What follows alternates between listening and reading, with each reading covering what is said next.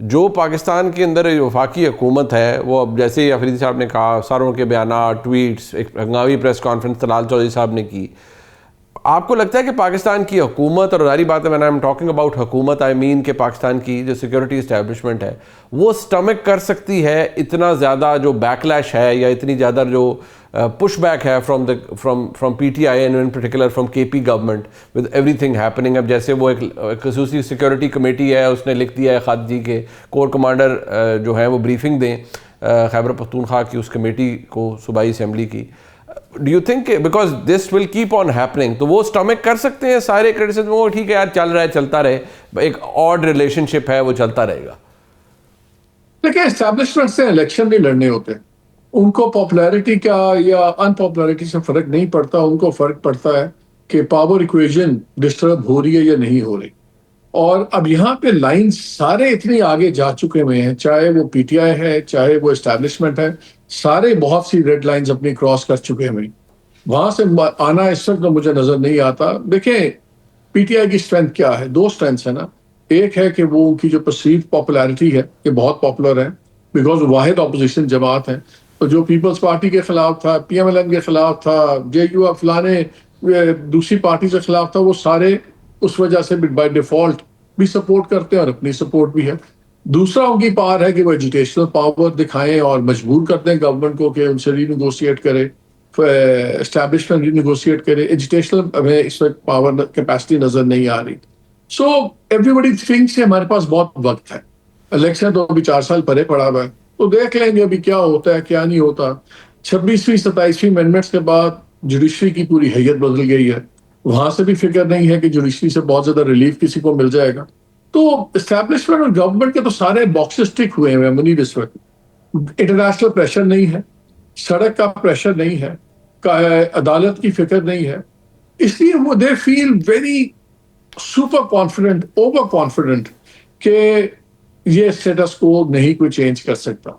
और दूसरी तरफ PTI की अपनी बहुत सी गलतियां साथ साथ चलती हैं। अब आप देखिए, कल महमूद असगर साहब जिनको वोटिंग करवा रहे हैं लीडर की अपोजिशन, जिनके हाथ में खास साहब ने सारे फैसले दे दिए हैं, मज़ामत करनी है, मुफाहमत करनी है, वो कल कहते हैं कि यार बाकी तो सब ठीक है, अगर आप 8 फरवरी को सब कुछ बंद कर देंगे, मुल्क बंद करेंगे, तो इमरान खान बाहर निकल सकते हैं। मगर इनका मसला ये है कि PTI का 20 लोग साथ नहीं चल सकते, इस तरह तो इनकलाब नहीं आएगा। तो उनकी अपनी असेसमेंट भी यही है कि PTI जो सी बहुत ज्यादा फ्रैक्चर्ड है। सो इन चीजों में अगर आप बैठे हो एस्टैब्लिशमेंट में या आप बैठे हो इस्लामाबाद में, आप मुझे बताएं कि आप परेशान होंगे, आप अंडर प्रेशर आएंगे, कि आप कॉन्फिडेंट होंगे और भी रिलैक्स होंगे? ठीक है यार, जो बंदा इनको लीड कर रहा है वो भी कह रहा है कि 20 बंदे इकट्ठे नहीं चल रहे, सड़क का प्रेशर मेरे पे कोई नहीं है, इंटरनेशनल प्रेशर कोई नहीं है मेरे पे जुडिशरी का प्रेशर नहीं है, मैनू की लोड़ है गल करन दी। So sometimes this overconfidence can be fatal also, because आपको पता है सियासत में कोई भी एक इवेंट बड़ी चीजें ट्रिगर कर सकता है, लेकिन वो तो ना आप आने वाले दिनों का हाल जानते हैं ना मैं जानता हूं, हम तो सिर्फ ग्राउंड रियलिटीज की बात करते हैं। Exactly. तो अभी तक जितनी असेसमेंट्स हैं उसमें कंफर्ट लेवल दूसरी साइड पे बहुत ज्यादा है, तो इसलिए मुझे किसी का भी रवैया अनफॉर्चुनेटली तब्दील होता नजर नहीं आता अभी, बल्कि मुझे लगता है कि और हार्डनिंग होगी। और मेरे प्रोग्राम में राना सनाउल्लाह साहब ने कहा, मैंने कहा यार मुलाकात करने दें, हो सकता है उससे कोई बेहतरी हो जाए कि मॉडरेशन है। और नहीं जी, पहले चाल आलन 8 फरवरी कर लें, और अगर 8 फरवरी के बाद उन्होंने नई कॉल ना दी तो फिर हो सकता है मुलाकातें हो जाए। तो वहां पे तो ये रवैया है ना। So unfortunately nobody feels any obligation या प्रेशर कि हम चीजों को नीचे लाएं। ये बताइएगा, ये जो सुहेला अफरीदी साहब ने वहाँ पर गुफ्तगू की है कराची में, ये अफगानिस्तान का के लिए हम वो शवायद दें, आपको लगता है दिस इज प्योर इग्नोरेंस, ये वेल थॉट आउट है, या ये बस कोई स्लिप ऑफ टंग? क्योंकि जितना रिएक्शन है वो भी बड़ा जस्टिफाइड है। And if I am not wrong, जो प्रेस ब्रीफिंग्स हुई हैं DG ISPR की जानिब से, बड़ा कैटेगोरिकली बहुत सारी चीज़ें सब्सटैंशिएट की गई हैं। दुनिया लिख रही है कि जो अफगानिस्तान का के अंदर हो रहा है और जिस तरह से पाकिस्तान को भी टारगेट किया जाता है। सो क्या आप समझते हैं कि वाकई सुहेला अफरीदी साहब को इल्म नहीं है और वो ये कहते हैं क्योंकि मेरी वफाक में हुकूमत नहीं है इसलिए मेरे पास शवायद नहीं है, या there is a method behind this madness? मेरा ख्याल है ये Muneeb it's a mix of both. Bad choice of words, अल्फाज का चुनाव मेरे ख्याल में ठीक नहीं था। शायद वो बात कुछ और कहना, वो ये कहना चाह रहे होंगे कि जी हमें ज़रा स्पेसिफिक डिटेल्स शेयर कर दें।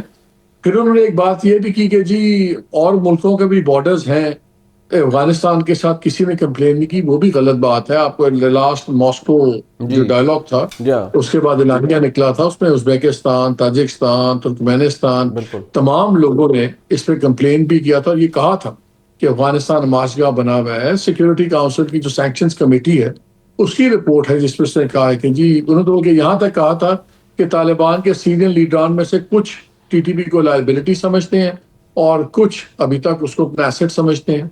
और यूएन कह रहा है, इंटरनेशनल बाकी ऑर्गेनाइजेशंस कह रही हैं, आपके बाकी सराउंडिंग मुल्क कह रहे हैं, और जो पाकिस्तान में हो रहा है वो किसी से छुपा हुआ नहीं है। मेरा ख्याल है कि बैड चॉइस ऑफ वर्ड्स थी, बिकॉज वो फंस गए हैं अब इस चीज के अंदर।